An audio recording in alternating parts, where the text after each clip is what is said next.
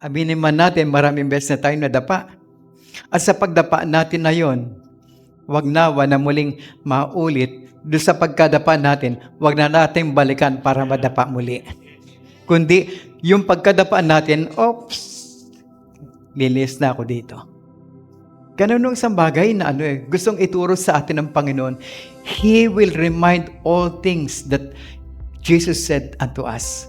Kung tayo man ay parang inuudyo ka na matempt sa anumang klase ng temptation natin, isipin mo ang iyong pamilya, ang iyong asawa. Pero the Holy Spirit is gentle. Hindi niya tayo binabatukan. Hindi niya tayo sinisipa. Ang tigas ang ulo mo Diba? Naalala ho ba niyo kapag kayo ay nagwe-waste? Ako madalas po ako mag-waste. Minsan pag waste ka ganito, inililigaw ka. Diba? Pero kapag sa bagay na kumaliwa ka, i-redirect ka uli ng Waze o ng Google Map.